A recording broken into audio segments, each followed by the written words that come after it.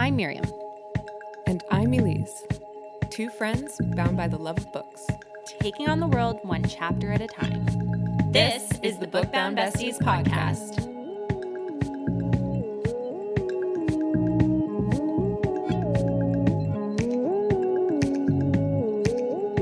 Hey, Book Bound Besties!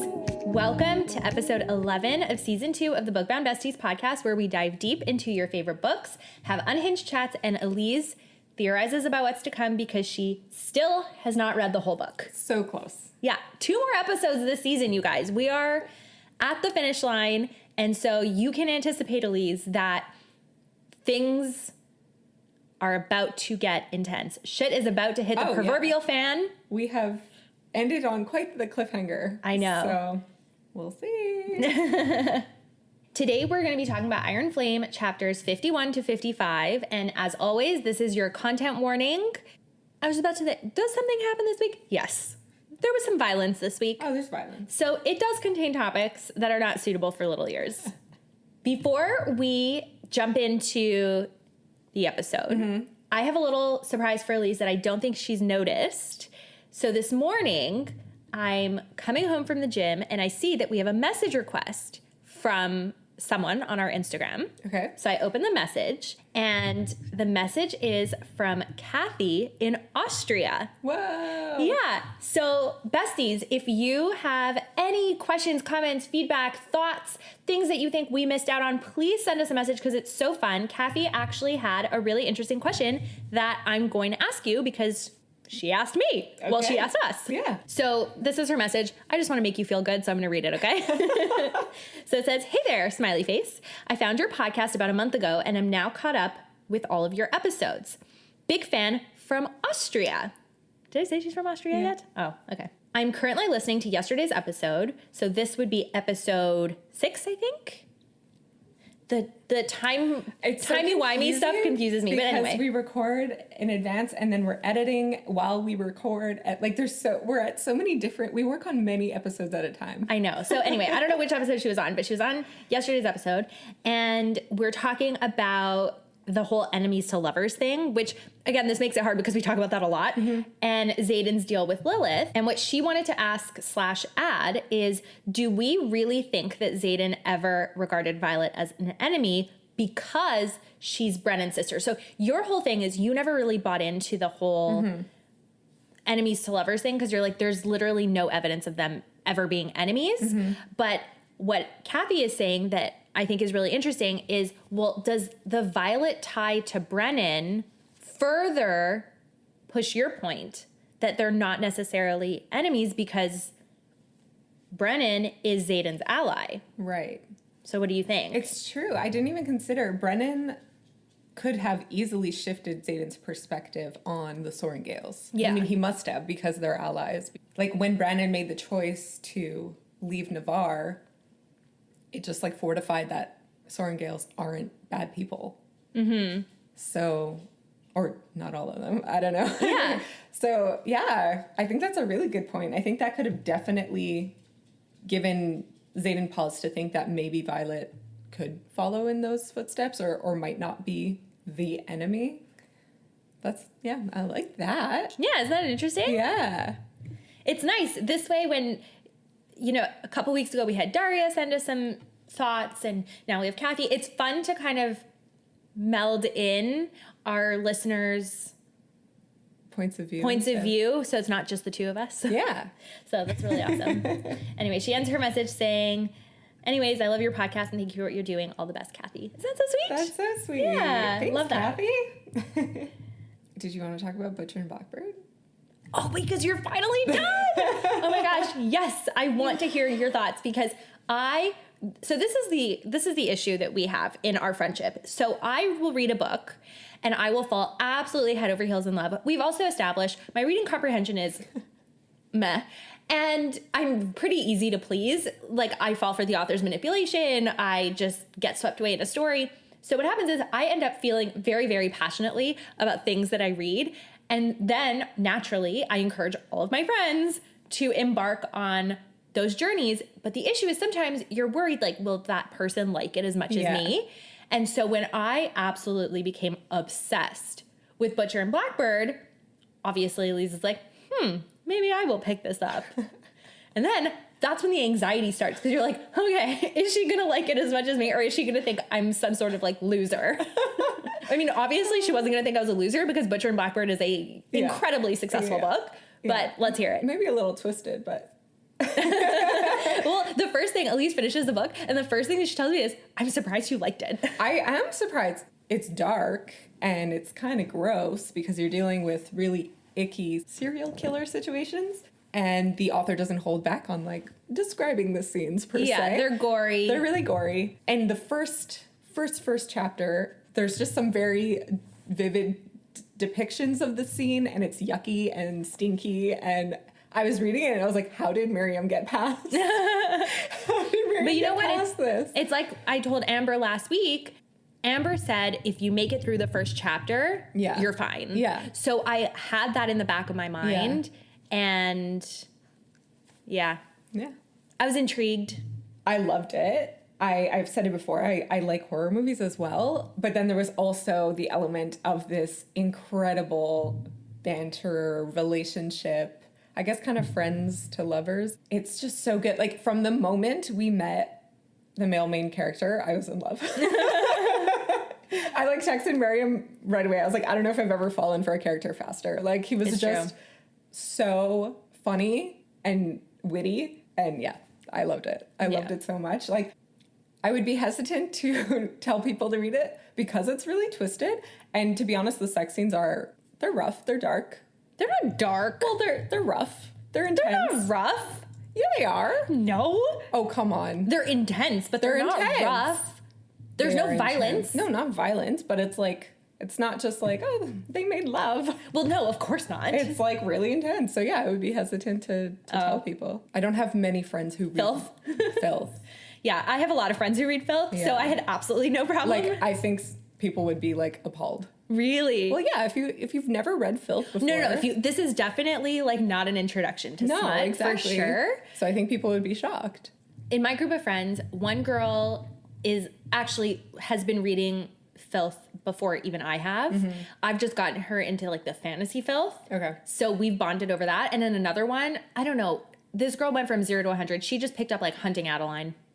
And like she's reading that. She's reading Credence. Credence is like sort of incest. Oh. Vibes. So yeah, it's not for me. Well, it's not actually incest, but it's like kind of incest. I don't know. It's okay. Sure. So anyway, I was perfectly fine recommending this book to my friends in light of all that. Yeah. Anyway, I loved it. I loved it. And the second one just came out. So ready to go. Yeah, we are super excited to get our hands on a copy. Yeah. Second one, but they're standalones within the same world. Yeah, which is very common in the romance genre. Tessa Bailey does that. Julia Quinn does that. Yeah. Miranda Lynn does that. Mm-hmm. Yeah. And yesterday, we got to meet our friends at Faded Fantasy for the first time in real life. They came to Montreal. So we got to meet Kelsey and Cass. And a few other bookish people. Yeah. We visited the venue where the ball's going to be next year, which was like beautiful, and we kind of just spent the day with them, and it was fun. Yeah, it was really nice. It was cool to do like BBB stuff outside of our houses, basically. Yeah. Making reels, like. Yeah. I think it's funny because when we get together with our friends or our families, they all know about this. So we'll talk about it like at your birthday or at the Super Bowl or basically anytime we gather with our friends, they just want to talk about books and stuff. So that's fine. We love that, obviously. That's why we are spending so much time building this community. It's because we love it so much. Yeah. But I think it's kind of different when you're with peers in the industry, question mark? Industry, sure. Yeah, I think that was really cool. It also really opened my eyes to what it's like when a bunch of content creators get together. I just wasn't expecting that. I don't live in that world. Yeah. I mean, I live in the world of like when me and my accounting friends get together, we talk about like Excel spreadsheets. Like, I'm not even joking. We just talk about like that's, we talk about work. We talk about challenges or issues that came up, and we'll kind of pull each other on like, hey, what would you do in this situation, and blah blah blah. So being in this world that is just so different than my everyday or like what I'm used to. Elyse does cosplay and you're in theater and film, so you're used to like this type of person, quote unquote, or this type of situation. I am not. Like at one point I just was like in a corner and Elyse is like, are you okay? I was like, yeah, I'm fine. It's just, I'm so out of place here. But everyone is really sweet. Yeah. Like, nobody made me feel uncomfortable. Yeah. Like literally this is not judgment on anyone. Yeah, it's culture shock. Yeah, it was kind of, exactly. It was culture shock. It was a good time. We were happy to have gone and met everyone. So. Let's head to Navarre. Before we actually jump into this week's chapters, though, I had thoughts that I had while I was editing. Okay. So, first of all, we were talking about Varish. No, what? I don't remember what triggered this thought. But anyway, it's about Varish. And you know how we were talking about how he, like, is he Venin or something or whatever? There was something about how the Venin share a collective conscious with the Wyvern. And then I was, like, wondering if that's how he saw what happened in Resin. Like, if he saw... No, the Wyvern have a collective conscience amongst themselves. Oh, I thought it was with the Venin. I don't know if we know that yet. That's what they said. Oh, really? I'm pretty sure. Okay. Something made me think that. Okay. That's fine. I'm pretty sure. Anyway, so my thought was, okay, did Venin see Resin through the eyes of the Wyvern? Because he knew a lot about it. Anyway. So this is you being on board with him being Venin still. I don't know necessarily Venin, but somehow connected. Okay. So that was an idea. And then the other thing is in hearing us talk about the passage in Warwick's journal about raising wards, in hearing us read it as I was editing, I was like, I'm such an idiot. It literally says ablaze. It literally says ablaze. And I missed that word. Setting the stone ablaze. Oh. So it's obviously ablaze means fire. Like, yeah. I totally looked out. I like passed over it when we read it, not realizing, but the answer was there the whole time. That's all. Very clever of you. You're cleverer than Violet. Clearly not, because I missed it the first time too. Yeah, except you're not rereading it over and over and 5 million retranslating times. it 5 million times exactly. Anyway, so back to our more recent chapters. Yes. Chapter 51. The recent attack weighing heavy, Violet and Xaden discuss their chances at surviving the war. Dane and Violet are hard at work on the journal, and during a late night session, Violet cracks the code.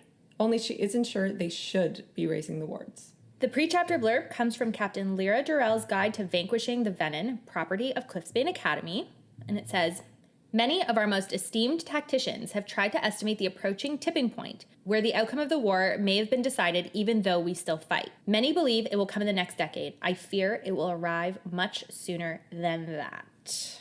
Scary. Last chapter, we leave off with the news that the Venin are basically at Tyrandor's border, and Violet's rushing up the stairs until she reaches the roof. And remember when she finds Xaden on the parapet in Fourth Wing on reunification day? He told her that he had spent a lot of time on the roof of Ryerson House. Well, apparently Violet remembers that as well, because that's where she goes. I mean, she does track the bond that they have, Right. but you know, she remembered. She remembered and figured it was the first place he would be when he was having a bad day. And I will say, in one of the first acts of service Violet has ever done for Xaden, she brings him his favorite food, which is chocolate cake, which you and I cannot relate to because neither one of us like cake, to make him feel better. Yeah. And besties, I just want to give you a little glimpse behind the curtain, because last week, Elyse and I recorded with House of Wind, and we were debating pretty hard about the whole question game and how we felt about it. And the next morning, actually in the middle of the night, Elyse sends me a message about her thoughts with regards to the question game. And so the next morning, we're just sending each other voice memos back and forth, like arguing our sides. So like the debate from last week continued on the next morning. Yeah. And as we're going through our back and forth, I have this realization that Violet is actually a really shitty girlfriend because she brings zero to the relationship other than her body. Like, she doesn't do anything for Xaden. I mean, even later, their argument that they have, to me anyway, only further proved that their relationship is just good sex.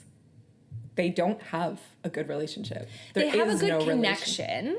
Yeah, but it's based mostly on it being attracted, which to me is not enough in a relationship. I agree. And to them too, clearly, because neither of them are happy with what's Yeah, going and on. it's like falling apart. So it's just like, in reading these chunk of chapters this week, I was just like, why am I even rooting for them? Like, I felt so like over it. I don't know. I mean, I have hope. There's clearly a desire to have a better relationship, which I think is really important. They've noticed that there's an issue and they're acknowledging that there's something to fix. So I don't know. I mean, I was 19 when I met my husband, and the first few years of our relationship were a roller coaster as well. Like you're figuring out not only who you are, but who you are in this relationship and what you want out of this relationship and what you will accept out of this relationship. So I think that what they're going through is really normal. And Rebecca Yarros, in an interview after Iron Flame came out, did say that she needed to find a way to keep this relationship interesting for the reader. That's so funny, because that's what I thought in reading it. I felt like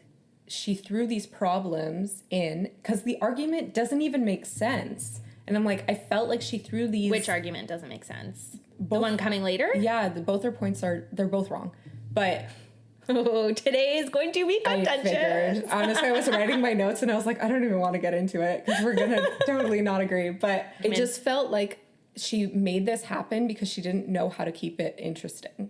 And I didn't know she had admitted that. But to me, like, she's losing me a bit, honestly. Really? Yeah. That's interesting. I don't know. Listen, she did say that over a 5-book series, there needs to be obstacles, challenges, and reasons why they would come together and fall apart and come together and fall apart. I don't know if, like, maybe you and Scott I know you and Scott are incredibly healthy people who communicate very, very well, but I think you maybe forget what it's like to be young and in a really serious relationship, or maybe the journey to where you are today was a lot smoother. Like, the journey to where I am today with my marriage is nothing like it was back then. And we went through a lot of stumbling blocks. And I think that when a relationship gets really serious really quickly, like I met Justin, my parents were splitting up and his mom had cancer. Things were really serious really fast. That you meet someone and you have this really intense connection to them, which I think Violet and Xaden have as well. Yeah. But you don't so there's almost this level of intimacy really, really quickly because of this connection, and you almost like latch on to each other, but then you don't know how to behave after. Because they're not growing the relationship. Yeah, or you're growing as a person. Like, think of how different you are today than you were when you were 21. So you are growing as a person, your relationship is growing and evolving, and it's really difficult to make sure that those two paths converge and that you're growing with the person and not growing apart as you grow into yourself. So I actually think that even though this is super frustrating and we've been bickering about this constantly, I think that it's really realistic. Oh, yeah, it is realistic. I think... Like, it's well done. That's why we're having such visceral reactions to it. Yeah, maybe. It's just in the argument that they're having, they're like losing sight of even what their arguments are, and like their points aren't necessarily good. I just find it's really messy. Yeah. But so is life. Yeah, but it's not fun to read about. No, I do. I get it. So it's just like, in that sense, it's like, okay, we're doing this again. Yes. It's the same messy fight. I don't think they're seeing eye to eye at all. They both have some good points, but overall they're both wrong. They're both wrong. If they were right, it would work. I do think they made a breakthrough, though. I do agree with you that it's annoying that it was the same fight over and over. And I do agree with you that it's annoying to read. But I will say, a lot of times when you're at this real sticking point in your relationship over an issue, it's normal that you're having the same fight over and over because you're like trying to figure out a way to resolve this very big important issue in your relationship. And it's normal that two people have points of view that may not necessarily coincide. And it doesn't mean that the relationship is trash. It just means you're two different people with two different opinions. And then you just have to reach a point where finally somebody words it in such a way, or somebody's heart is softened, or I don't even know, but there is a time where you could have had the same argument 5 million times, and then on the 5 millionth and first time, something clicks. Yeah. Which I feel is what actually happened. But we're getting ahead of ourselves here. Yeah. But I think that that's what happened here. Did it click, though? I think it did. Maybe. I'm not going to say that their relationship will be perfect. I couldn't say, Yeah, but I think that Xaden finally calling her out, again, we're getting way ahead of ourselves, but I think the fact that Xaden finally called her out, they were laying all their cards on the table now. It's like you reach that point where it's not necessarily rock bottom, but for all intents and purposes it is. Like, we're at a point where things are so bad. Yeah. We're just going to be honest now. We're just going to say what's on our mind as if we've got nothing to lose, even though we've got everything to lose. So Violet, back to them on the roof of Ryerson House in chapter 51, not 55. They're on the roof of Ryerson House, and Violet attempts to make small talk about the weather, which Xaden calls her out on. In her defense, she thought that she was giving him the option not to talk about what happened in the battle. But again, this is him telling her he wants her to ask. And to me, this is just a small example of, like, she has absolutely zero intellectual curiosity about him as a person and his feelings and his thoughts. I don't think that's the case. I think it is. I don't think it's a lack of interest. She's scared because of everything we'll get into it more later. Yes, but everything she is scared. She learns is bad. Yeah. It makes the situation worse. Yeah. Or he clams up. She's scared to ask. She's scared to know because she's afraid that the result is going to tear them apart. And I think that's so valid. But it's also so toxic. Yeah, the relationship's toxic. I don't think the relationship's in a good spot at all right now. No, you're right. You're 100% right. It's just, to me, like, your boyfriend is, like, sad and broody, and you're too scared to ask why. Like, you're not even, like, she could have said, she says, like, oh, I wanted to give you space not to talk about it. Well, let him tell you he wants the space not to talk about it. Like, sometimes, I think in this case that this is where he says he wants her to ask. Yeah. Right? Which is good. And I was like, finally, they're actually communicating. But even him opening that door and saying, like, I want you to ask me, then she could ask, and then they have a conversation about it. But he's been saying he wants her to ask this whole freaking book. This whole freaking book, he goes, But the things that the one thing, the scars on the back thing. Yeah. And I know they talk about it more later. Yeah. The one time she did ask, he shut that down. But that was last book. He said, I know. He's chalking up all the revolution stuff to being, like, superfluous and, like, not real and whatever. But it's not. It's life and death. And she wanted that information. And to him, he said he's being like, oh, well, you wanted that info, but you didn't want any info on me. But it's like, that info was also important, and you closed those doors. So there's been so many closed doors. I understand why she's hesitant on asking the one thing that could tear her world apart. You're right. But I guess my argument is that this whole book, he's been saying, I want you to ask me questions. I want you to get to know me. Have you noticed how, like, she's barely asked about his childhood? She has not asked.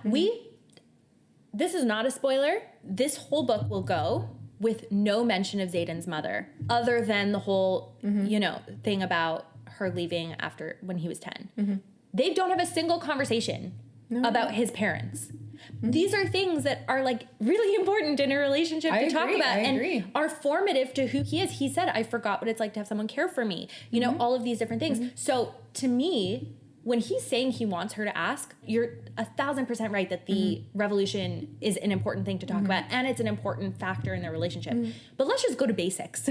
Let's go back to basics. I think she had more intellectual curiosity about him after they had their first kiss, and she was asking him about, like, whether he has siblings and what his favorite food is. Remember, like, all of those. And that was the first time the wall dropped. I really think that happened.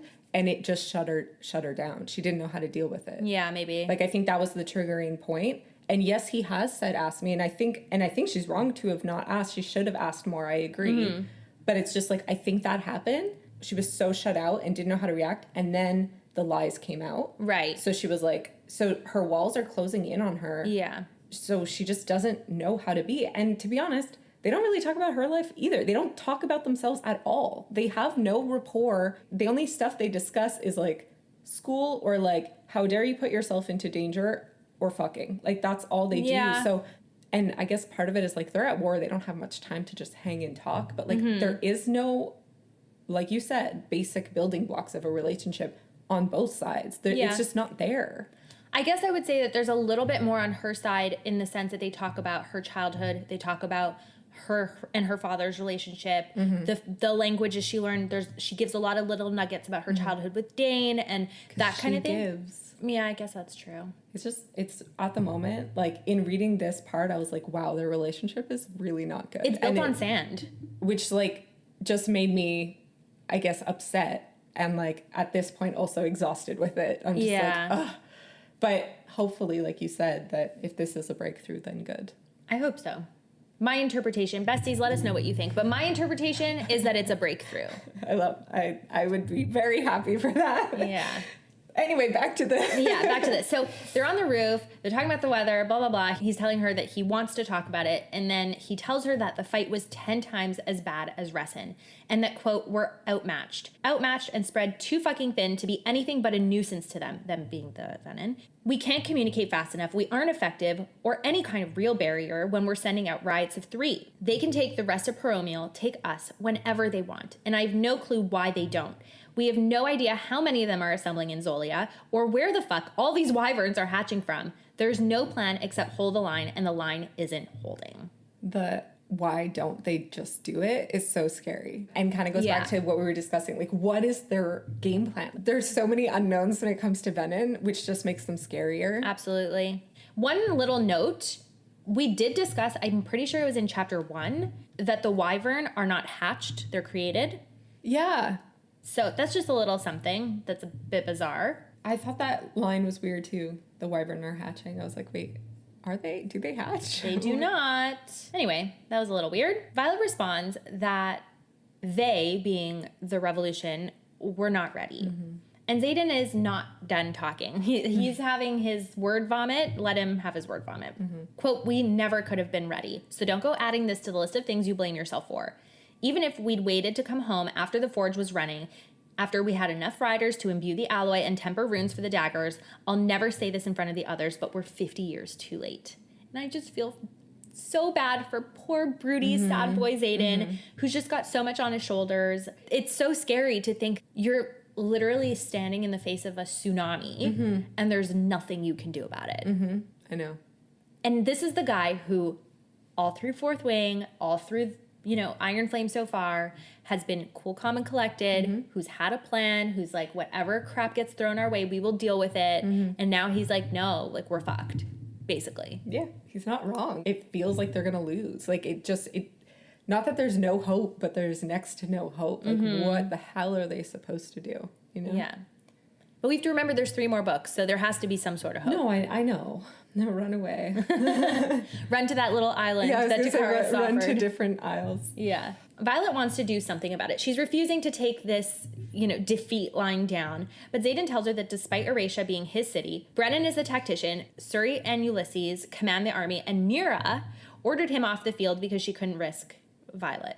A Venin had been channeling right behind Sigale. And Violet realizes how close she was to losing Xaden without even knowing. Who, by the way, finally understands what it would have been like to be Violet the previous year when they were at Basgiath, because Mira saw him as a vulnerable extension of Violet, whereas last year all the marked ones saw the reverse. Yeah. Which I think was, a nice little thing. And I will say, despite us shitting on them for like 20 minutes, points for communication. Yeah, absolutely. I was so happy in this chapter for them. I was like, okay, we're getting somewhere. And I mean, that's been their whole relationship. It's like we have these little scenes where you're like, oh, we're getting there. We're cresting the hill. And then we crash right back down, so. Yeah.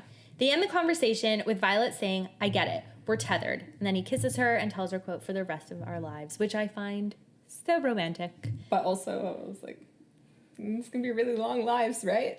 Yeah, it's true. We don't know. A week later, Violet and Dane are still in translation mode and imbuing the Wardstone at every opportunity. They've made tons of progress on the whole journal, but unfortunately, the passage about the wards is still the same, except that Dane notices that something's different about the passage. The writing is much less casual than the rest of the journal, so that's kind of what you were saying before we got started in our conversation about how, like, there's something weird about this passage. Apparently, the journal has all sorts of interesting but not very useful details, such as advice on authoring the codex and details of the First Six's relationships. She also states new info. I mean, at this point, she still thinks it's blood, but she says, we definitely get that work insists that once the blood from one of the 6 powerful riders is used on the stone, it can't be used on the others he's referenced carving. Right. So that means it's like a one and done type of thing. Like if I put my powers into the stone, I cannot put my powers into any other stone. Yeah. Could be important later down the line. It will be. Sometimes I say things and I just look over at Elyse to see how does she react. This time she kept a perfectly straight face, so. I thought I smirked. It's funny too, because your poker face is unreal, But when I say predictions, I don't look at you. I just don't want to look at you. I don't want to see, just in case. But your poker face is great. Thank you. I'm like, I'm going to stare at the floor and say what I think. And then... Besties, come watch us on YouTube where you can see my excellent poker faces. Yes. So Violet and Dane urge each other to get to bed. And as he leaves her, Dane tells Violet, quote, "Don't tell him I said so. But the way I've heard he wants to organize the combat squads by strengths, since the active riders don't have a full wing to pull from, is brilliant." And I love, love, love the reluctant admiration of Xaden here. I feel like Violet and Dane are slowly finding a rhythm back to their, friendship groove. Yeah. And I'm starting to have a little bit of hope. No? Not for you? I think it's great that they're at a point that, like, they could be in the same room and talk and it's okay. But I guess I'm like not invested in their friendship. Okay. You're allowed. Violet reads the next entry on her own and realizes something huge. The entry says, quote, "The air has grown cold enough to see my blood in the mornings." Huh. That's weird. We don't see blood on cold mornings. Nope. But what do we see? We see our breath. Yes. Here in Canada. That is something we are all too familiar with. Indeed. So the symbol for blood is actually the symbol for breath. Moreover, she doesn't need the blood of the riders. She needs dragons. And then any progress I thought their friendship was making is sorely lacking because Violet initially thinks about telling Dane, but then thinks to herself, quote, "He'll only act on the rules, not taking the ethics into account." Yeah. So my question to you is, what ethics?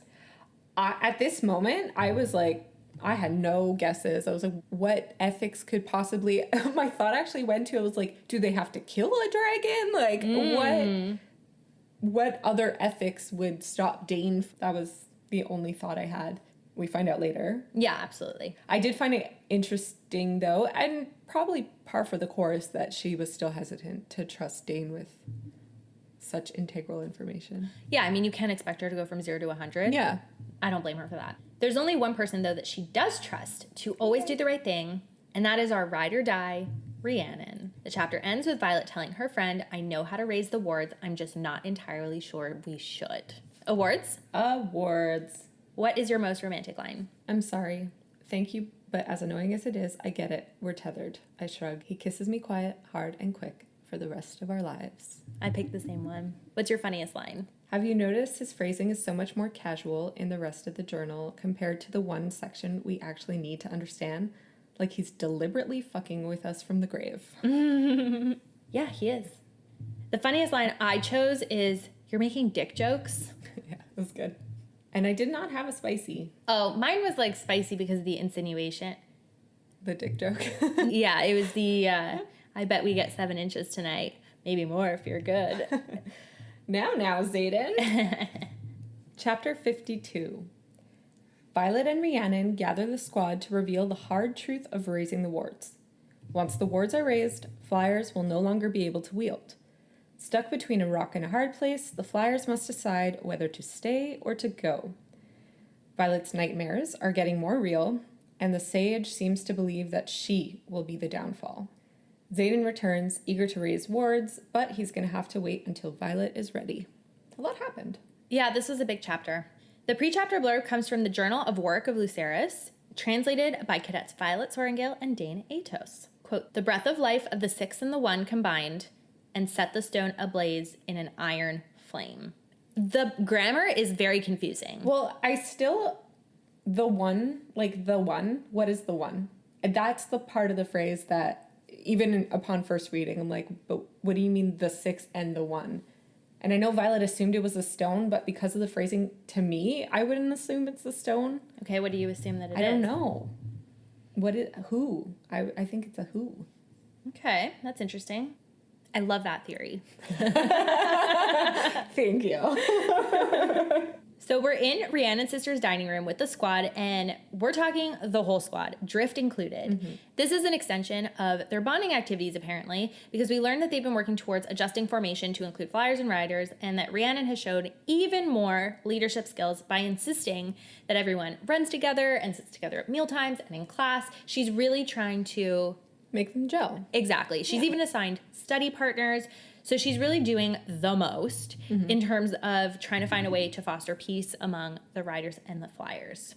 At one point in this chapter, early in this chapter, it's pointed out that they have a new executive officer. And we knew that because when they announced that the drifts would get absorbed into the wings, they said that. They said that the kind of leader of the drift would become the executive officer of the squad. So, which demotes Sawyer. Yeah. So it's kind of like, this is the second time it's kind of just mentioned in passing. Then Violet has a little slip up regarding Arik. Yeah. Asking if he speaks Old Lucerish, which he doesn't. Visia's like, why would he? He's from Caldir. Right. Luckily, Arik is very fast, telling Violet that she's got him confused with Lynx, who's from Lucerys, and Riddick even backs Arik on this, telling Violet that she's eventually going to have to get to know the first years. And then there's this funny little back and forth about how, like, first years didn't count until after threshing and blah, blah, blah. Anyway, it was a cute little moment of levity. I live for the banter moments between friends. It's great. Yeah, well, especially things have been so heavy lately. Indeed. We need a little bit of something to keep us going. It's revealed that Violet and the squad have a plan, and that there's a reason for them being at Rhiannon's sister's house, and that Violet hasn't shared her plan with Xaden. And I ask you, is this a little tit for tat? Yeah. I mean, maybe it's because he's been away. But is that really why? She does, yeah, maybe, but she does tell him. Like, I was impressed that as soon as he comes home, she's like, I need to talk to you later. I don't know. I thought that was a good step in the right direction, but yeah, her hesitation in keeping the secret is a little manipulative. Yeah, I don't love it. But both Taryn and Andarna bolster her and confirm that she's doing the right thing. So Violet tells Rhiannon, do it. Rhiannon calls everyone's attention, quote, for riders, squads are more than a unit. We're family. In order to survive, we have to trust each other on the battlefield and off of it. And we're trusting you to do with this information what you will. Violet tells the group about her translation efforts, and we finally learn that the reason she said she wasn't sure if they should put up the wards is that if they do, the flyers wouldn't be able to wield. Unsurprisingly, Kat is upset by the prospect of being powerless, but Imogen steps in and replies that the protective wards would have gone up, like it was always the goal to have them, even before the flyers joined them in Eratia. It's not an attack towards flyers. No. And I think the fact that Violet wanted to share this information with them and give them the option whether to stay or to go or sort themselves out, it's like, it's really kind. It's giving them a lot of grace. Like, yeah, but I'm not a fan. No? No, because right now she's thinking so small picture.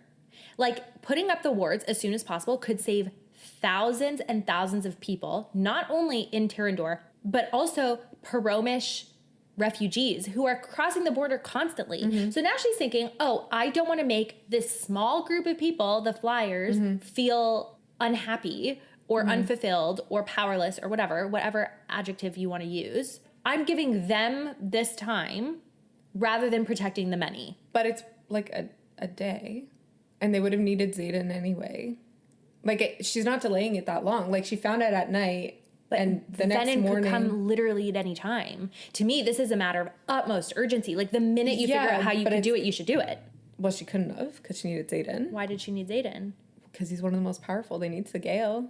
You're telling me they don't need Sigale? I'm not telling you anything. Okay. Based on what they think, they need the most powerful riders, dragons. Xaden would be one of them. So she found out in the evening. Next morning, she's telling everyone, like, look, I'm telling the assembly. Yeah. The wards are going up. Yeah. You have this choice. Yeah. It's not like she waited a week. Oh, it is a week. By the time Xaden comes back, no, it was like 6 days. By the time Xaden comes back, but they're telling them. Oh, yeah.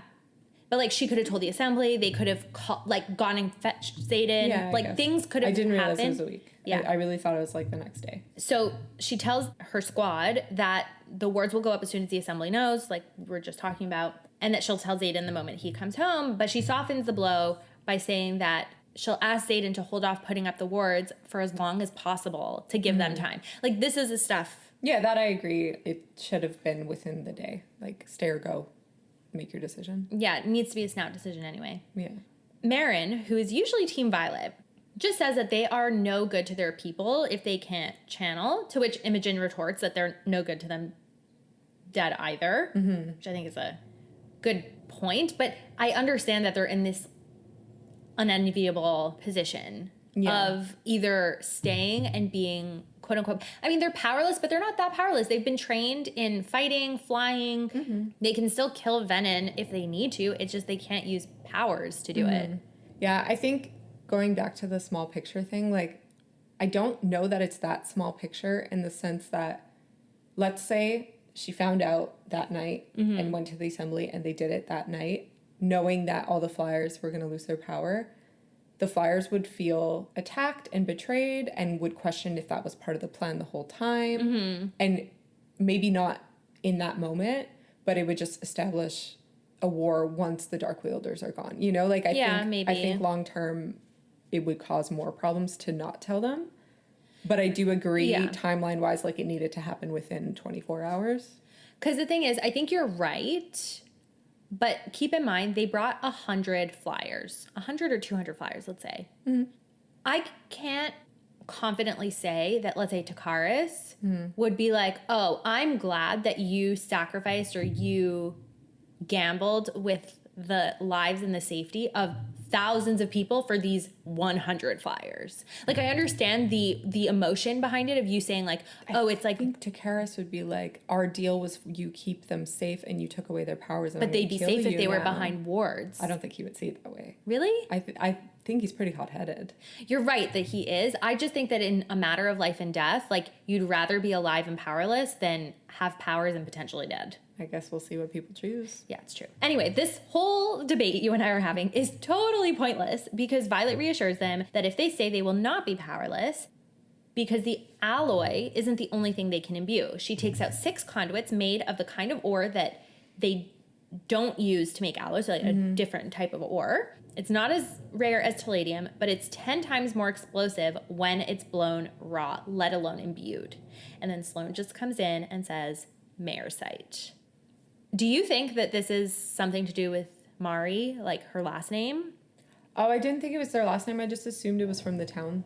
I was like, oh, are they a mining town? Is it mined there? Yeah, I don't know. That was kind of where my head went. But I also don't understand it. Like, they're giving them bombs? Or can basically, or like weapons made out of this ore. Yeah. Because it's basically, not a fair trade for power. Like, I don't know. Like, oh, here's a bomb. Like, I guess it just would make them feel like they had protection, more weapons. I think giving them more stuff with runes, because runes allow non-magic wielders to wield magic, would make more sense. No? Yes, but the whole benefit of having a signet or some sort of power is the ability to have magic occur at a distance. So having these weapons that would allow them to have offensive powers from a distance, I think is like a fair trade. Because I don't know if runes could be offensive. I don't know. I don't know how the magic works. Just something to think about. We have a time jump, and now we are in another nightmare with Violet. Ugh. At least she's lucid enough to realize that it's a dream, but she can't wake up. And in the dream, the sage is ordering Violet to wield to rip free of his grasp. And the dream sage says something very, very interesting. Quote, show me the power you use to slay our forces above the trading post. Prove me right that you are a weapon worth watching, worth retrieving. The one who watched thinks you'll never yield, that we should kill you before you grow into your full abilities. So we've talked about some theories to do with these dreams. We've discussed, is this really a dream? Is this not a dream? The dream is escalating. Yeah. Well, I still don't think it's a dream. Okay. But that sentence, like him saying the one who watched blah, blah, blah, I was like, oh my God, Varish. Oh, that's very interesting. So I wrote in all caps, I was like, was Varish a creepy ass little spy for the Venom? Possibly. It's very possible. Because who else would know that she'll never yield? Varish is the one who tortured her and she never yielded. So he would be poised to know that information. Yeah. Or maybe it's too obvious being Varish. Like he's been #1 villain from the beginning. Like, I don't know. But that's where my brain went. Interesting. The sage then tells her that she will turn for something more dangerous and more volatile. That she'll tear down the wards herself when the time comes, and she'll do it for love, or she'll die. Or they both will. Who do you think is both. It could be her and Taryn, or it could be her and Xaden. Oh, I took it as her and Xaden, just because he was talking about love. I didn't even consider Taryn. Yeah, but don't necessarily think of the love between her and Taryn. Think about the love between Taryn and Sagail. So Taryn and Violet would turn.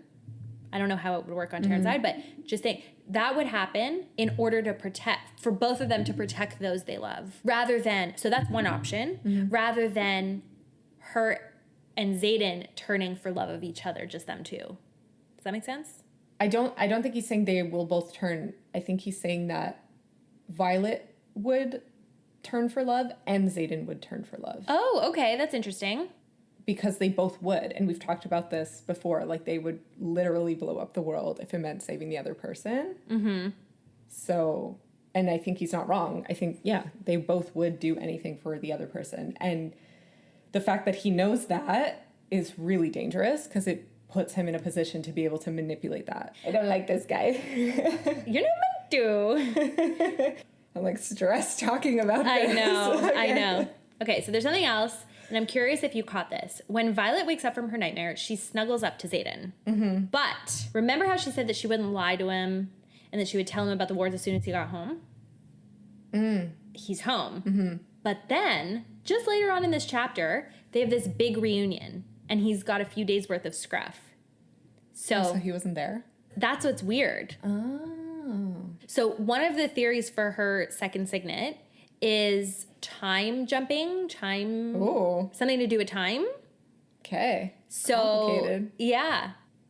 I didn't even catch that. Like, I didn't catch that timeline. Huh. It's a little weird. It's a little weird thing. It could be as simple as an editing error.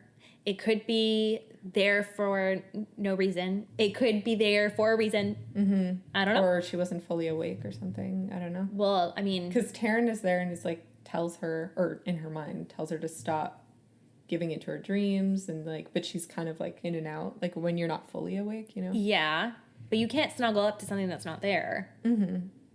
Doesn't she say something about how his heartbeat is one of the most comforting sounds in the world? Yeah. So no, you're right. That's really weird. I know. That's why I brought it up. Anyway, now we have another time jump. There's lots of time jumps in this chapter, and we're 6 days later. So this is what we were just talking about before. There was 6 days between her talking to the squad and Xaden coming home.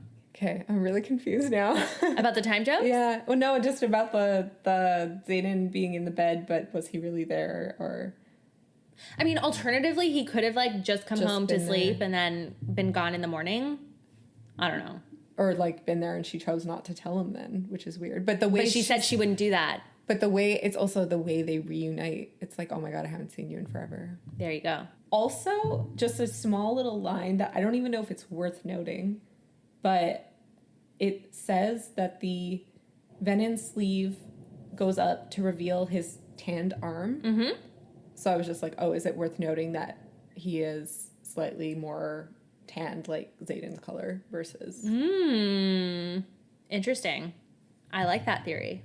What does it mean? I don't know. Was it worth noting? I don't know. But I was like, why? To be completely fair, I genuinely have no idea.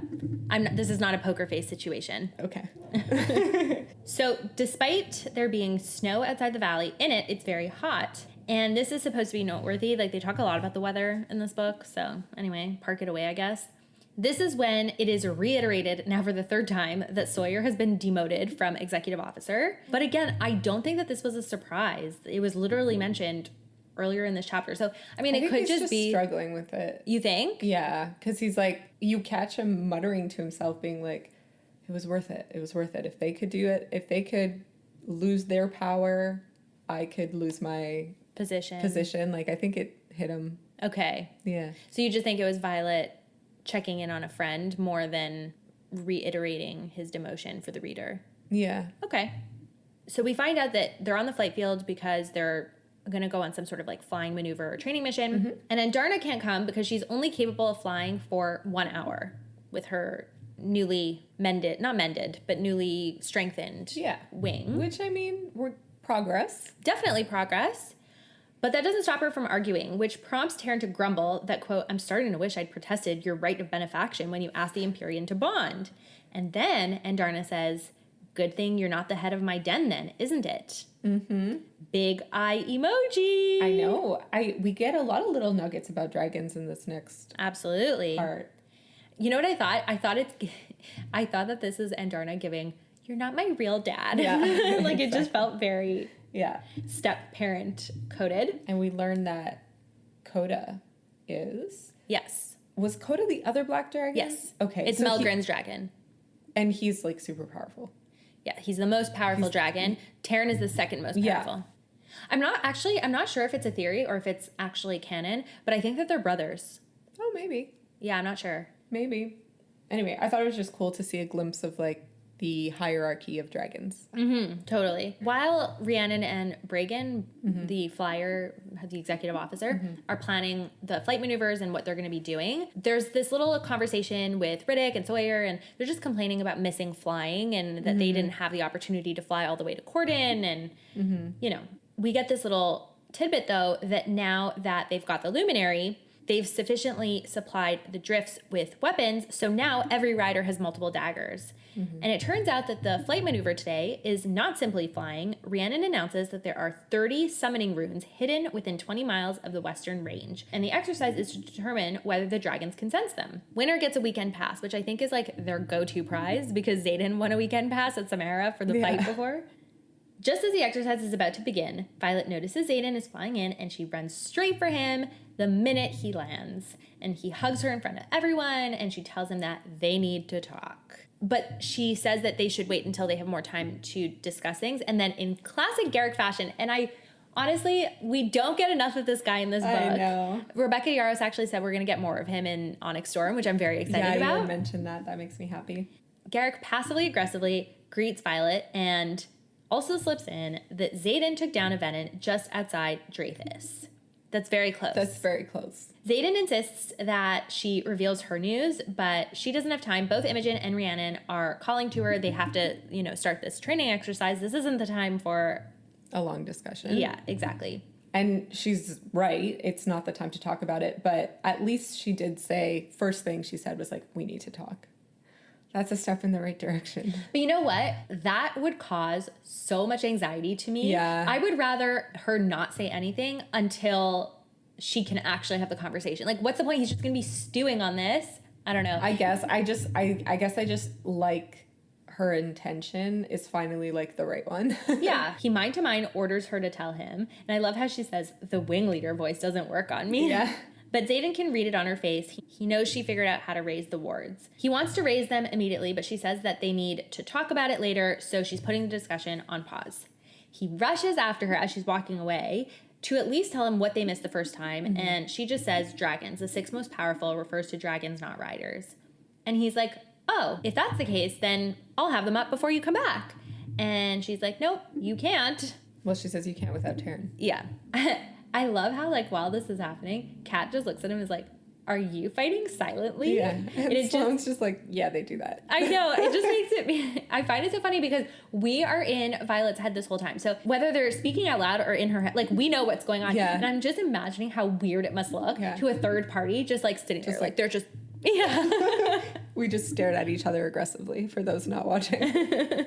Xaden ignores both Kat and Sloane, keeping his gaze looked on Violet, and besties, you know how much I love that. Whew. Even when he's mad, I find it so hot. He has a good gaze. Yeah. Good stare. So, yeah, this is when he's like, well, why can't I do it why can't I do it while you're away? And she kisses his cheek and tells him out loud, because you'll need Taryn. Now go warm up. I have a mission to fly. And in a total badass move, she leaves behind the brooding bad boy and tells her squad mates, let's go. Awards. What is your most romantic? Even though I think that it was not the right move strategically, I think it's really romantic in the sense that Violet is respecting her ideals, that she gave the flyers the choice. So it's not a line, it's more... Yeah, I like that. You? Mine is, you're doing the right thing, the honorable thing. So the dragon's backing her up in her decision. Yeah, love that. United front. Yep. What's your funniest line? Just doing my part to help your communication skills thrive in a stable relationship. Same. I don't have a spiciest line. I have a sassy-ish. Okay. yeah, well, you're no good to them if you're dead either. Fair. That's a good one. Chapter 53. Tensions are high with Violet's group. Kat, Sloane, and Andarna really get into it.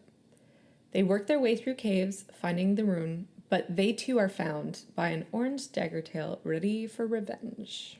The pre-chapter blurb comes from A Study on Signets by Major Dalton Cisneros, which is a new tome. So many tomes. I know. The art of imbuing comes naturally to only a handful of signets and automatically only to one, the siphon. Who's the siphon? 40 minutes into the 1-hour exercise, Violet's squad is hiking down a steep, snow-covered ridgeline to a cave that is only accessible by foot. And I guess Andarna got her way because she's acting as Violet's bodyguard despite not being able to breathe fire. Taryn and Violet are talking mind to mind, and Violet laughs out loud at something that he says, and Kat gets nervous because she's worried that it's going to cause an avalanche, and I really didn't realize that, like, your voice could cause an avalanche. The sound reverberates off the mountains, and it causes the landslide. Scary, eh? Yeah, I am not a nature person. Well, a summer nature person, I am. But a nature person in the winter, I am not. Violet apologizes, and Kat is like, I know. But Violet's like, I can admit when I'm wrong. Which obviously Kat takes as an insult, thinking Violet acknowledging her wrongness means Kat cannot. But Violet just responds, quote, "Do you ever think you're wrong? Ever? I honestly think you might be worse than a dragon when it comes to confidence." And I feel like we are on our way to, like, mending this relationship. Agreed. When Sloane backs Violet in this little tiff, Kat is like, just because your brother didn't like me doesn't mean you know me. And Violet will not have any bad vibes thrown Sloane's way. She says, you want to pick a fight? Come at me. And Kat's like, you're just saying that because you feel guilty about Liam's death, which is a low blow, but it's true. It is true, but, like, no chill, Kat. Like, what? You don't say that to somebody. Yeah, but you also don't say half the shit that comes out of that girl's mouth. I agree. She's got no shame. I just thought that was lowest of the blows. Anyway, Violet says, I promised him I'd take care of her. And Sloane surprised us by saying that it was wrong of Liam to ask that. And I thought that it was just such a beautiful moment of acceptance and putting the pain behind them. Yeah, Sloane has come a long way. Yeah. Like, she's done a 180 on Violet. I know. It's nice. It is very nice. And I think that this is just evidence. I mean, we did hear last week that Sloane said, I'm at the October letters. So I think that the connection she's having to her brother by way of these letters that Violet has given her every week is... It's helped. Yeah. I think it provides closure to the sudden death. It's allowing her to keep a piece of him. And then it's also opening her eyes to his perspective. It's like, have you seen or read P.S. I Love You? Yes. He leaves her Oh, letters. stop that. Literally, that movie. I know. I read the book and watched the movie. It destroys me. Yeah. See, I'm the kind of person, if a movie makes me cry that hard, it's like A Walk to Remember. I cannot rewatch A Walk to Remember. Yeah. It's just too sad.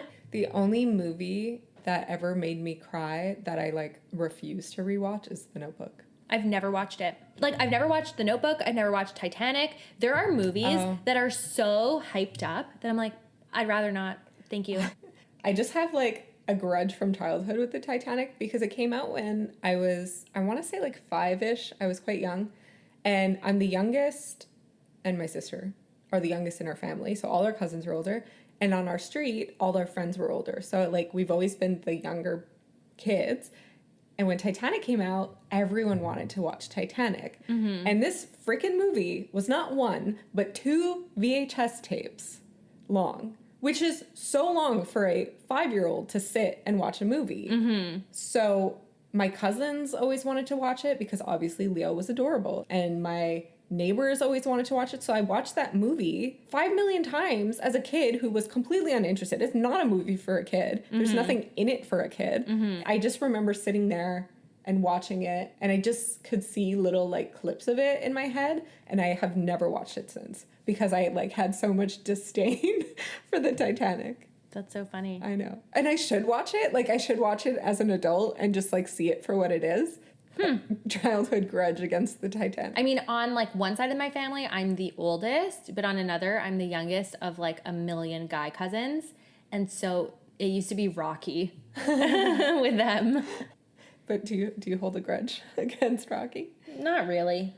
Because I'm somebody that like, okay, this is really weird or funny, but like when I was in high school, we did this class trip overnight, and we had a class, like a photography, film, like a media class, I guess. Mm-hmm.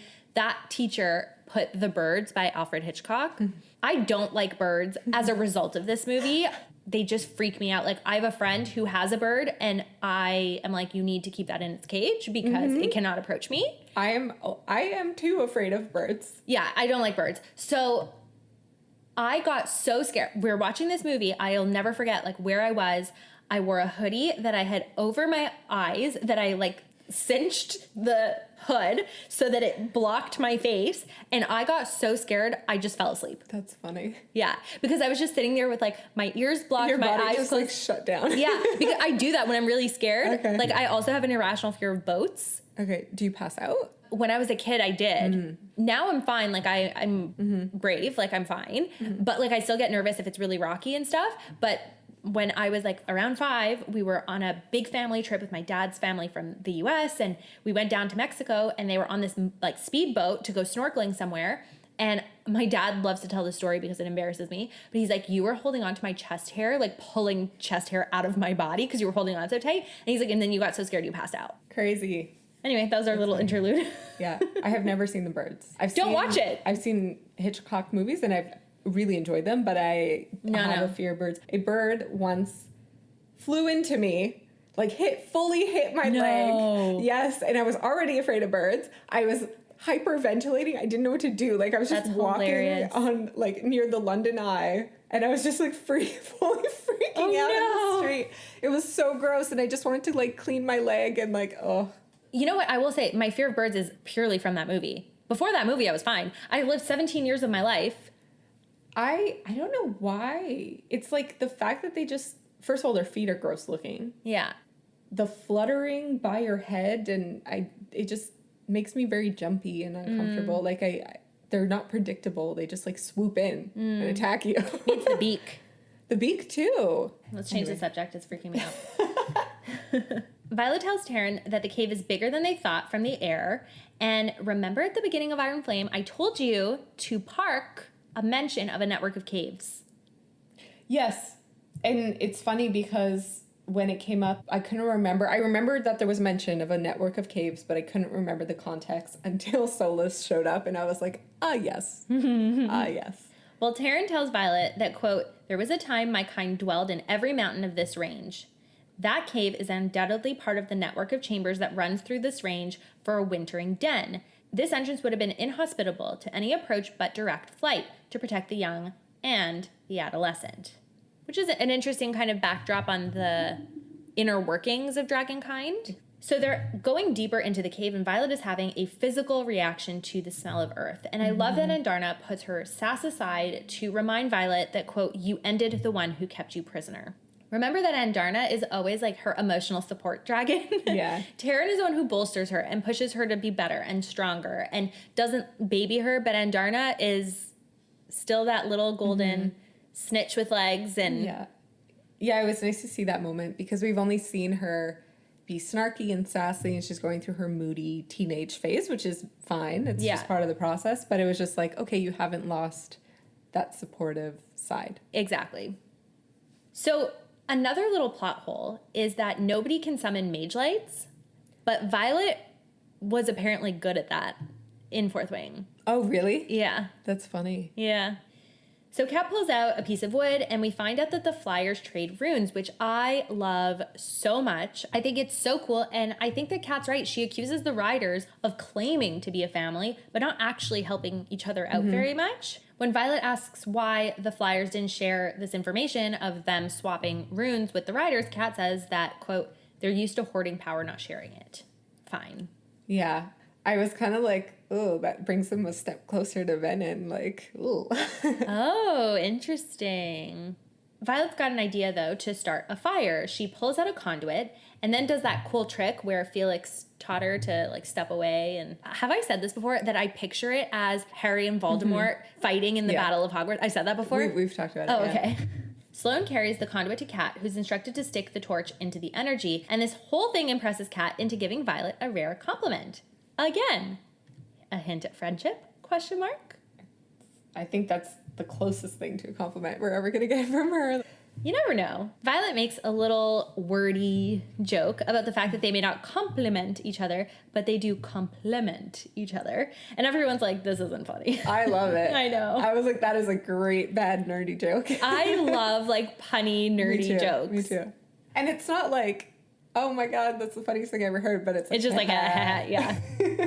Justin always says that, like, I'm the queen of the dweebs. I love being dweeby.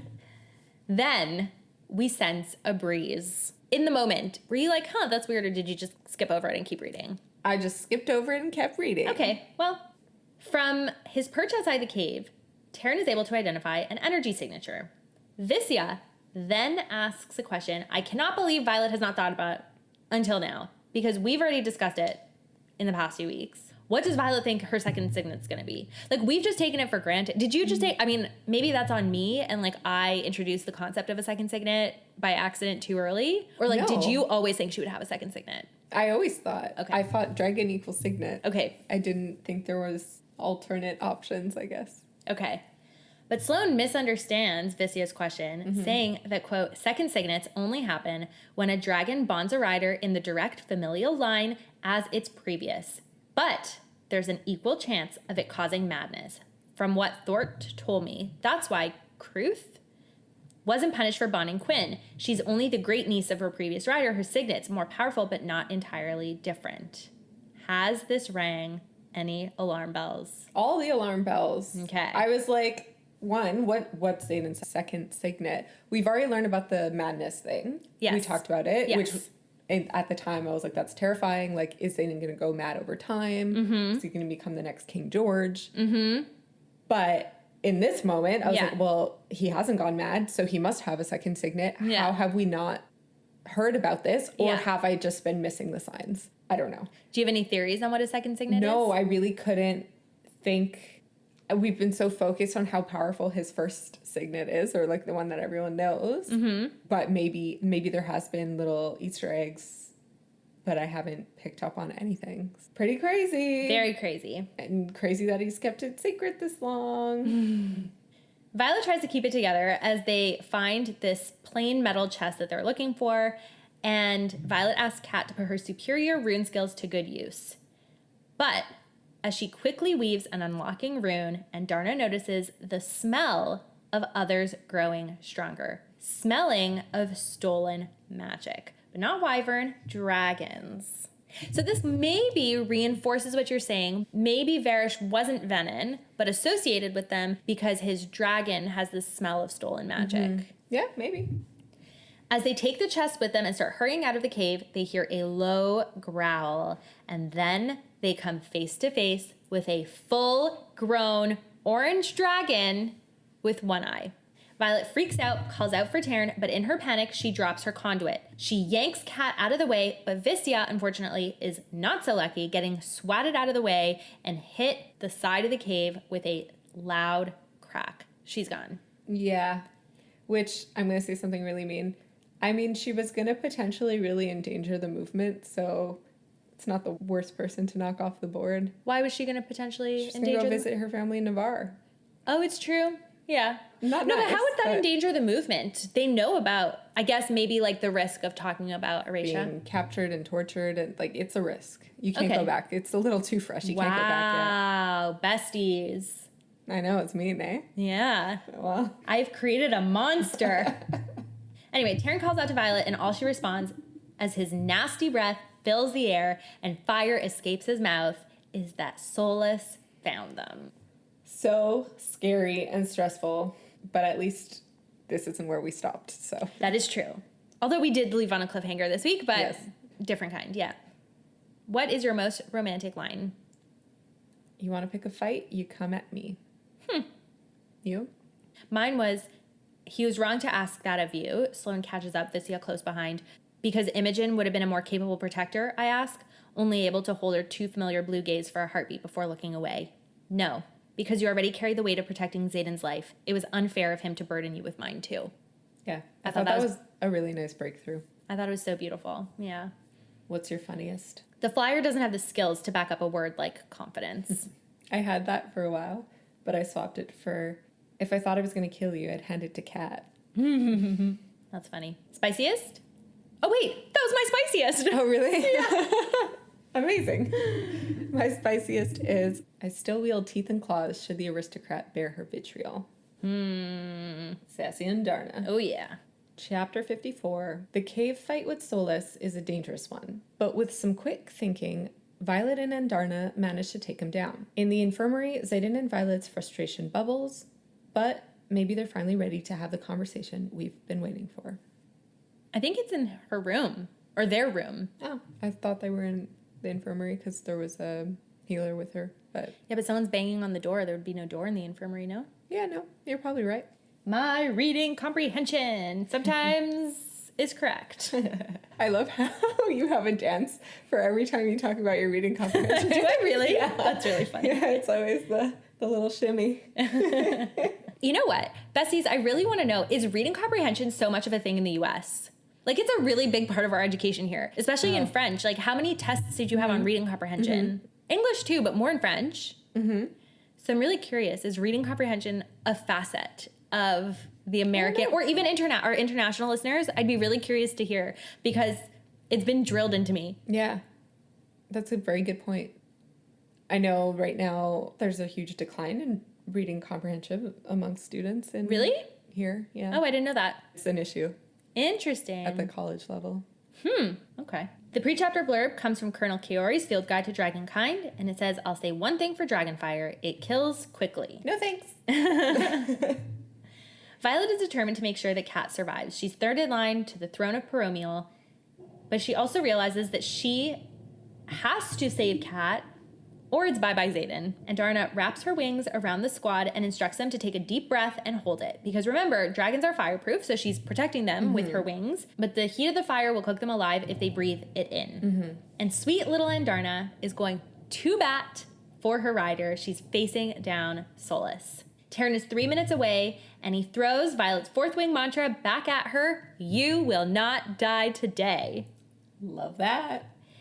Violet asks Terran how to kill a dragon, and he tells her to go for Solus's other eye. So she grabs one of her knives and throws them at Solus, but misses one of them, and then the other one finds its mark. And he stumbles back, but he's not down yet. Yes. Quick line during that whole kerfuffle. Yeah. Kat shouts, "Let me go. You're draining my power," to Sloane. So in that moment, I was like, oh my God, she manifested. I didn't realize that that's what a siphon was until later. But I guess much like a lot of situations, it's just like the moment of stress is what sparks. Well, that's what happened with Violet. Manifestation, yeah. Can she not touch people ever? Is she like Rogue from X-Men? Like, it's so scary. Good question. No, I think there needs to be some sort of intention behind it. Well, I think the first time with Kat, it was accidental. I think later on with Violet, it's not. Really? Oh, to save her from herself? Yeah. Oh. Kat takes Sloane on the back of her griffin, and they're out of there. So we're left with just Violet and Andarna in the cave, and a very angry but hurt Solus. Violet gets an idea. She takes the broken glass from her conduit. And actually, I had to reread this a bunch of times because I was like, is she just going to like stab him with it? But then later when she wields through it, I was like, oh, now I understand. She tells Andarna to leave as soon as there's an opening, but Andarna refuses to leave her. Meanwhile, Terran announces that he's only a minute away. And I just love the way that Rebecca writes these action sequences. You really feel like you're there because there's so much happening at once, and these scenes happen so quickly, and you barely have time to understand. Like I said, I had to reread the thing 5 times. A lot of little moments happen, and it's like a whirlwind. Yeah. So Violet moves under Solus, shoving the prongs of the conduit into the soft joint between his scales, and Andarna distracts him by sinking her teeth into his neck and shoulder, and then Violet wields. Backing away slowly, but not before Solus hits her with his tail, sending her flying and breaking the stream of her power. She hits her head and cracks it open on the ground. I know what that's like. But she holds her power tight out of fear of accidentally hitting Andarna. Thing is, Solus is mad. Yeah. And now, despite her being latched onto him, he's just like hitting her into the wall. So he's like hitting himself into the wall, but like using her as like ugh. Poor Andarna. Violet opens her eyes. She thinks she's staring into Liam's eyes, but it's really Sloane. And Kat is beside her, and they're not letting their teammate behind. And I love this because obviously Visya is dead and unfortunately a pile of bones in a corner because Solus blew his fire all over everyone. So really, there's just the three of them left in Andarna. Kat fires her arrow at Solus, hitting him where Violet already did, which allows Andarna to fly free. And that's when we realize that Sloane has been siphoning off Violet's power. And we got that little hint of it earlier with Kat being like, oh, you're draining me. But basically, at one point, Violet is sitting there and she's starting to overheat because she's like pulling back her power because she doesn't want to hit Andarna. So I think that like in that moment, maybe Sloane had this like innate knowledge that Violet was, yeah, exactly. Yeah. Anyway, Taryn finally arrives and assures Violet that Sloane is fine, but she is freaking out that she drained Violet. And I love, Kat's like, for fuck's sake, Sloane, give her a second. She just hit her head. So again, friendship, question mark, question mark. Poor Sloane doesn't realize that she just wielded her signet. Taryn jumps in and is like, she is as Naolin was. So Violet tells her, you're not turning, because she thinks she's becoming Venom. Like, she thinks that she drained the earth and drained people. Yeah, exactly. Poor girl. Oh my gosh. So Violet's like, you're not turning. Your signet manifested. You're a siphon. Then Andarna walks into the light. She's got poisoned barb on her tail. Baby girl killed Solus. And no one could be more proud than Taryn, who just yells, Slayer! Yeah. Which reminds me, Justin went through this phase where he would call one of our friends Taylor that all the time. Like, anytime he would see her, he'd be like, hey, Slayer! Or, like, he would just, like, call out, like, Slayer. Anyway, Justin's weird. I was so proud of Andarna. And, like, they didn't want to bring her. Imagine they didn't. Yeah, they would have been... gone. And they would have been toast. Yeah.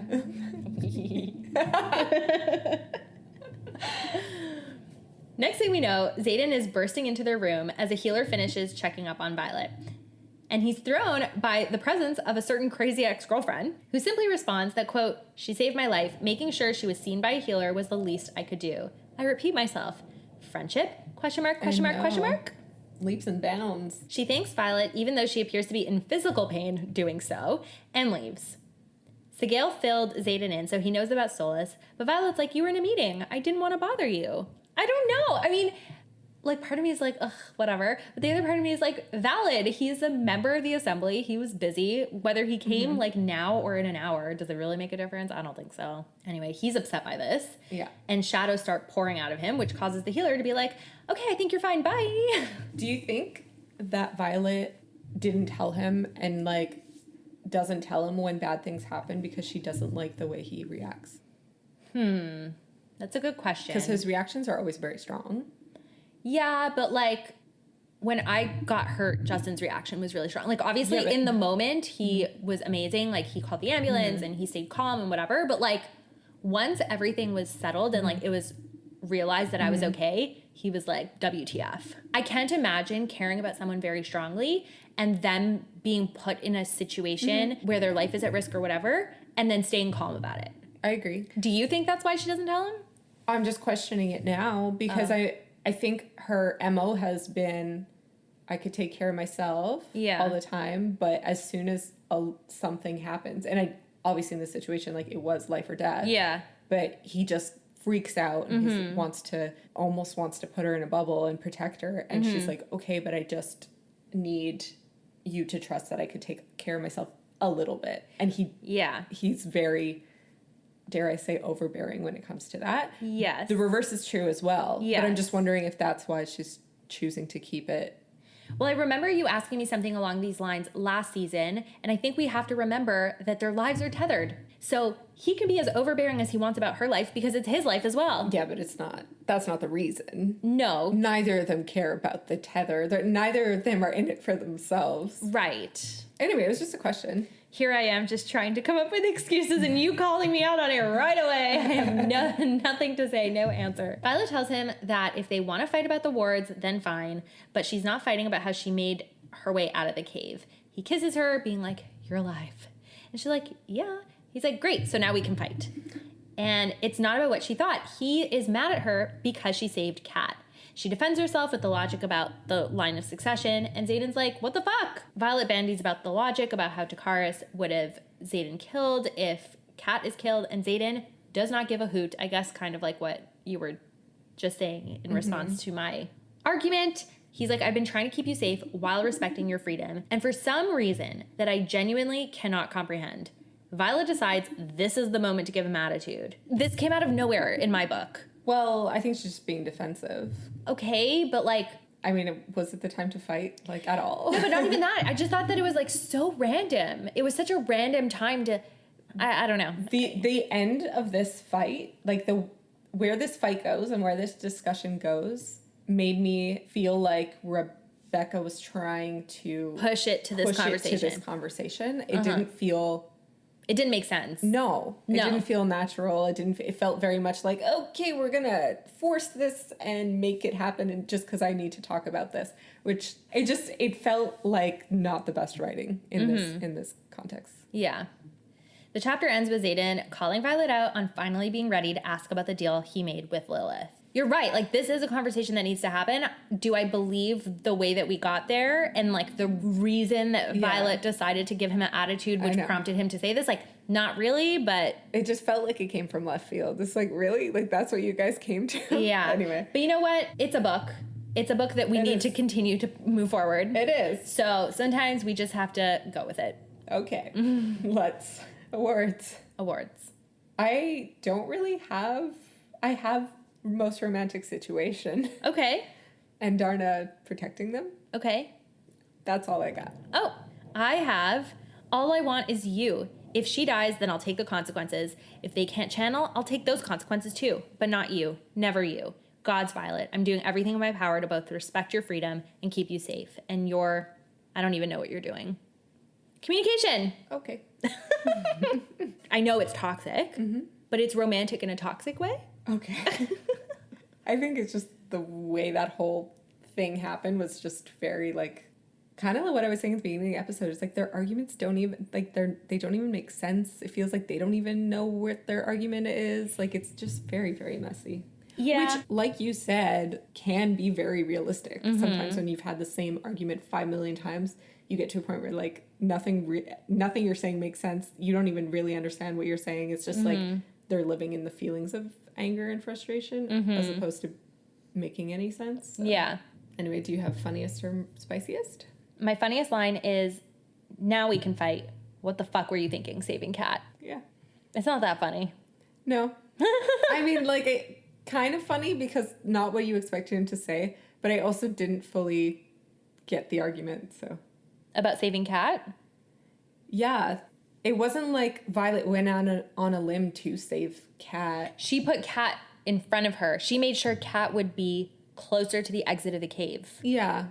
It was just such a kerfuffle that, I don't know. No, she purposefully did that. There's a phrase. Yeah, but in the situation, just because they were positioned slightly differently, like, if they were going to be blasted by Dragonfire, they're both dead anyway. Like, it's not like she risked her life to save Cat. She just kind of was like, oh, well, she has a better chance if I put her there. Yeah, but I guess that intention maybe is what Xaden takes issue with. He didn't like. Mm-hmm. Do you have a spiciest line? Oh, mine is, there it is. You finally ready to ask me about the deal I made with your mother? Yeah. And we still don't really get to talk about it. I was so excited. I had such high hopes. I mean, we do. Not really, like, in-depthly. I mean, what is there really in depth to talk about? Well, then why is it an issue? It's an issue because he didn't tell her about it. No, I know, but, like, if there's nothing to talk about, then why haven't they talked about it? Then why is it, like, such a point of contention? Well, it's like what I was telling you when we first found out about this. I said maybe he feels shame about it, and maybe she thinks that their relationship is built on lies. Or that Lilith's involvement taints their relationship. I think that's what I said. Does, yeah. Yeah. So. Okay. Chapter 55. But not the chapter 55, ladies and gentlemen, but it's still an important one. Yep. Xaden and Violet have a heated discussion about all the secrets being kept this past year. Bottom line, they still don't trust each other fully. The fight is interrupted with word of Wyvern approaching the city. The pre-chapter blurb comes from the Journal of Warwick of Lucerys, translated by cadets Violet Sorengale and Dana Atos, and it says, nothing kills powerful, unshakable love faster than opposing ideologies. Whose love got killed, Warwick? In your life? I know. I was like, ooh, what a ominous sentence. It's kind of like emo of him to say that in his journal. I don't know. It's like... I mean, opposing ideologies just made me think, is this what caused the split of Promiel and Navarre. Like, I don't know. Maybe. I love that theory. But it had nothing really to do with this chapter in the end, other than like it's about like warring lovers. But, Yeah. But it's not their ideologies that are keeping them apart, you know? Yeah. Violet is in shock. Xaden knew that she knew, and he's like, duh. Quote, I've been waiting for you to work up the courage, the trust, whatever you want to call it, to fucking ask me. And besties, another argument about the question game is on our horizon. Because Violet's upset that Xaden, quote unquote, let her stew in this truth for months, but he says, you didn't ask me. I've been begging you for months to ask me what you want to know, to break down that last insurmountable wall you're keeping between us, but you didn't. Why? Which I think is fair, but that he replies that to, like, I still think it's valid to read her point too. I think they both make good points. She says, you're the one who said you'd never be entirely truthful with me. How am I supposed to know what you will and will not answer? How am I supposed to know what there is to ask? But I will repeat what I said earlier in this conversation. You ask, and he will either say, I will answer this, or I will not answer this. And then you cross that bridge when you get to it. She is making, to me, this feels like a cop-out. This feels like he just called you out on a great point, and you're refusing to give it to him. So you're just going to fight. That, and what you said was the reply. She What? says that first. Which? What I just read? Yes. She says that first, and then what he replies is what you read.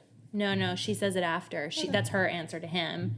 So to me, I know this is like very, very different, but let's say you're watching an interview with an author who has an incomplete series, Rebecca Yarros, if you will, and a question is asked of her about a theory, about the series. She can choose to answer the question or not. Yes. Yeah, but I think Violet, based on everything that's happened in their past, kind of what we were talking about before, is afraid to ask the question and be shut down. Yeah. Or worse, be given an answer that drives the wedge between them. Yes. Like, and I'm not saying it's right to want to live in this like fantasy where Happy they're bubble. sort of okay, although is it a happy bubble? It's been pretty miserable. Yeah. I guess I just see why she's been hesitating. I'm not saying it's right. I mean, listen, he does acknowledge that he didn't want her to know about the scars, but he says he would have told her. And she's like, well, I asked you last year. I think it's before that they ever really opened up to each other. Exactly. Yeah. So to me, I think that it warranted her reopening the conversation once they were more vulnerable with each other. And then Xaden makes a good point. Quote, I'm sorry. I can't change last year. And though you've said you understand why I kept you in the dark, I don't think you've actually forgiven me. And then he makes what I think is an excellent point. Quote, as for the scars, I said you didn't want to know how I got them. You can't honestly tell me you're happy knowing. Are you? And Violet's like, obviously, like not. And I think that this is very much like a couple fight. She is more mad over the fact that her mother did this to him, like this was done to him, than anything else. Well, how do you feel about it, about the scarring thing? I think it's really beautiful. I think that the custom is barbaric. Okay. But if that is the way things are done in Tirandor, the fact that the mother is the one to inflict it, like, doesn't bother me at all. I agree. And I think that the moral of the story is that he is such a strong, beautiful leader that he took the lives of the marked ones on his back. Like, I think it's like a beautiful gesture. I think it's such a nice symbol. Yeah. And like scarring or scarification, whatever, is a custom. Like, it's something that some cultures do. And it's just insane to me that Violet can't wrap her brain around that. Because she goes on to be like, the fact that she cut all those lines into you, and she just like, she's so appalled that her mom did that. But it's just like, no, the mom...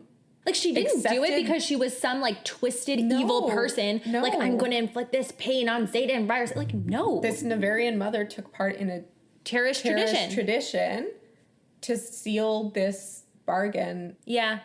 I think the fact that Violet is harping on, like, the horror of it is so small-minded. Yeah. I understand, like, her frustration with all the secrecy, whatever. Like, that's a whole other thing. But, like, that part of it really, like, is crazy to me. So Xaden says, quote, I didn't offer the information because I knew you'd find some way to blame yourself, just like you've assumed guilt for everything that's gone wrong in the past few months. And again, like we've been saying, he refuses to feel bad about the deal. And this conversation feels very much like the ones you and I have been having, because it's one person who is pro question game against one person who is not pro question game.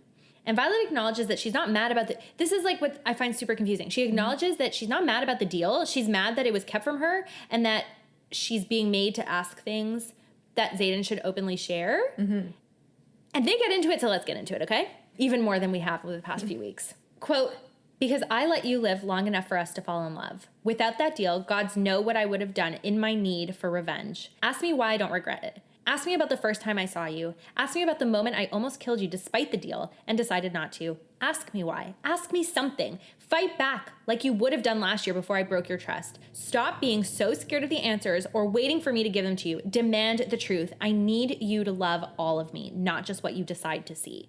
And Violet's like, how are we having the same fight 5 months later? Which Elyse is like, yes, I've been asking myself this whole book. And she thinks to herself that he can tell me or he can choose not to, but I'm done having to guess which question to ask. To which I say, ask any fucking question, Violet. Ask any question. You're not asking anything. Like, you cannot be mad. Like what I've been saying all along. Yes, okay, is the question game a little annoying? For sure. But let's say she did do what he asked a difficult question, opened up that conversation. That will naturally open up this channel of trust and this channel of communication. And it's just the first step. I really, truly do not think that Xaden is like so bizarre that he would only have conversations via question answer. I agree. I think it goes both ways, because I think if he wants her to see everything, like he just said, and see those sides of him, which some of the stuff he said, she can't ask those specific things because she doesn't even know about them, which kind of goes like what? Well, that last bit, like she didn't know that he wanted to kill her. She didn't know any of this stuff he just said. So it's kind of hard to ask those specific questions without that information. Granted, she hasn't been asking any questions, but he wants her to see everything. He could divulge it, and he's mad that she's not asking the right questions, but like also refusing to divulge anything until she asks the question. And then she's not asking the questions at all, and then mad that he's hiding stuff. So it's just like They're both wrong. Well, that's what I'm saying. I guess. But the thing is, I think he is emotionally mature enough to know that she's not asking these questions because there's a reason. Like, she's scared, she's doesn't want to hear the answer. So he's not like thrusting it on her, because he's basically, to me, the way I interpret the question game is he's opening the door to her getting information when she's comfortable with getting that information or that she wants to get. Like, he doesn't just want to dump everything on her. Yeah, but they could start small. Like, they definitely could. Like we've talked about, and I think that could also open doors for them in ways that they haven't even tried. Like, like you said, like there's no fundamental conversations like that. They just went from 0 to 100. They're like, wow, this isn't working. Like, you think? Anyway, Xaden seems to agree with me and my whole thing, like, Violet should just ask any freaking question. Quote, because it wasn't just me who shattered your trust last year, because you were too pissed about my refusal to answer the superficial questions about the revolution to ask the real ones about us. Because you didn't have a chance to find your feet before you were tortured. Because I came for you, told you that I love you, and you decided you could admit to loving me, even be with me, but we skipped over the step where you admit to fully trusting me. Take your pick. It's like we're still on that parapet last year, but I'm not the one worried you'll find something unlikable if you dig a little deeper. You are. He knows that she's scared to find something she doesn't like, and she's having trouble admitting that to herself. Absolutely. I just think the argument works both ways. Like, she's been saying, stop keeping secrets from me. I want you to open up to me. And his response to that was like, okay, ask me questions. But obviously this isn't working. So she wants him to give information and he wants her to ask questions, and neither of them are budging on that.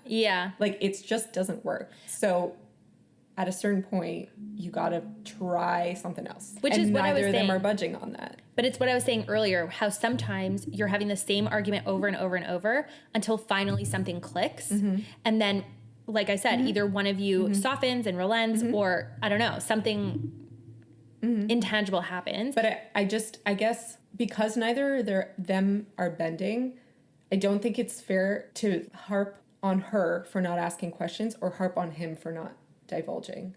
Okay. Like in reading this part of like at this point, because that's kind of been our two arguments, but in reading this, it helped me realize that they're both wrong. Yeah. And it's not fair to expect either of them, because neither of them want to do those things. Mm-hmm. So they need to just find another way to communicate, because this isn't working. I hear you. I guess through this whole book, whenever we were like talking about this and you were shitting on Xaden for like not divulging things to her or like hating the question game, I think maybe because we're in her head, we don't know what's going on in his head really until he has outbursts like this. I feel like protective of him and that like I want to maybe play devil's advocate and show what his perspective may be. And maybe because I am someone who will ask the difficult question and throw caution to the wind, and sometimes that's landed me in hot water, but I always come out on the other side stronger.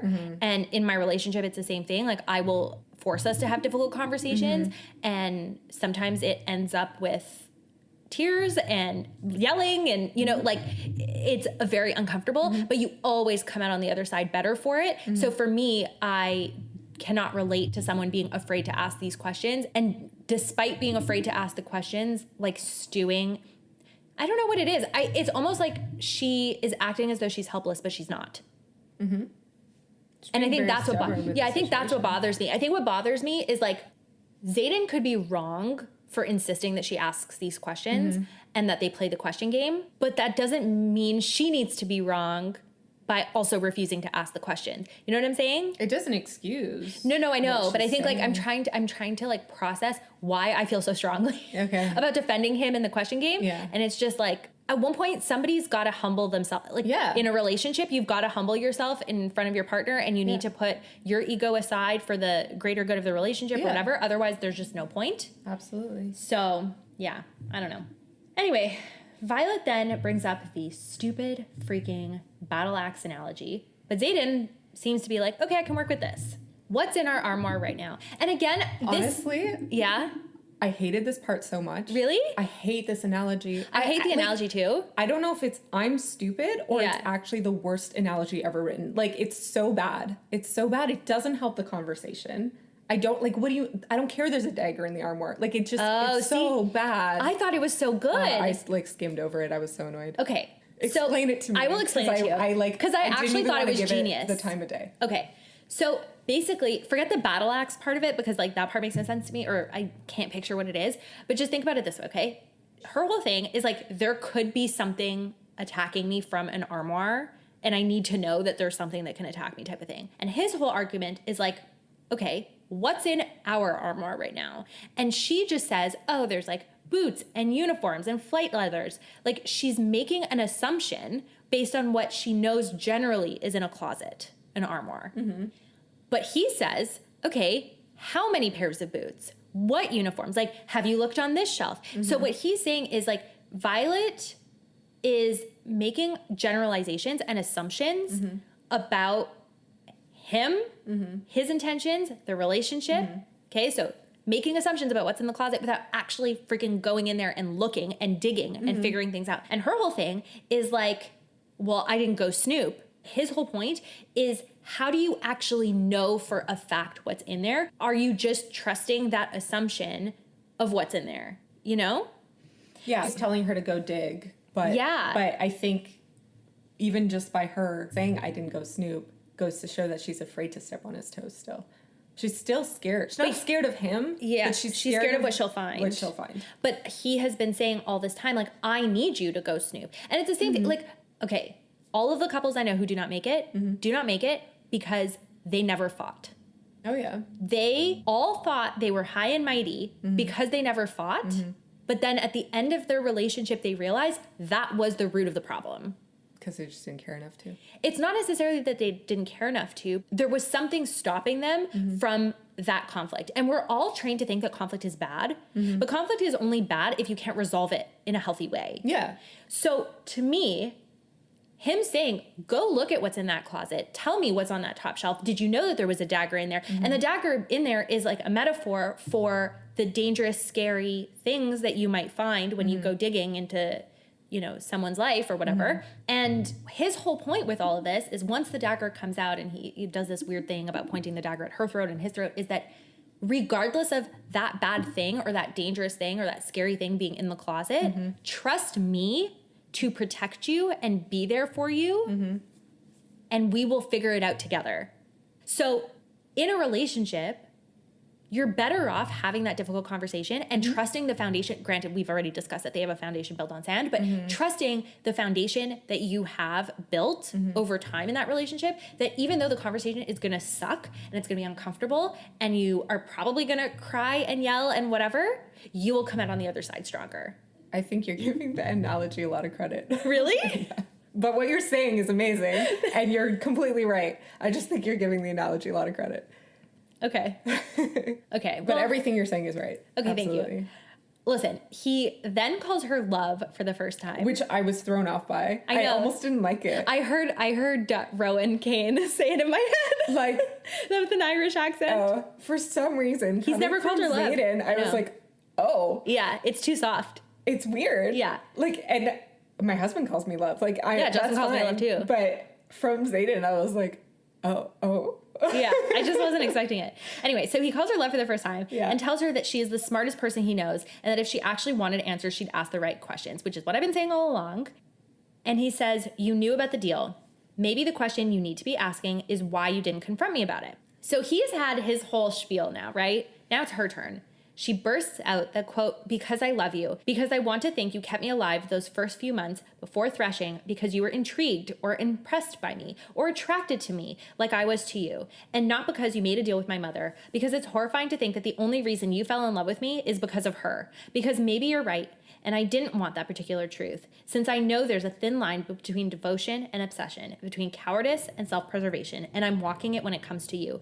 I love you so fucking much that I ignored every warning sign last year, and now half the time I don't know what side of that line I'm standing on because I'm too busy looking at you to watch my own feet. Which, her ego was a bit hurt knowing that his interest in her was because of the deal. So I understand. But was it? But was it? He literally just said, if it wasn't for the deal, I probably would have killed you. Okay, but there's a difference with I probably would have killed you and I am in love with you. Yeah, but they weren't there yet. No, I understand. But I'm just saying I understand her. I mean, you asked me the other week if it changed anything, and I don't think it did, because I think their relationship bloomed in getting to know each other. Yeah.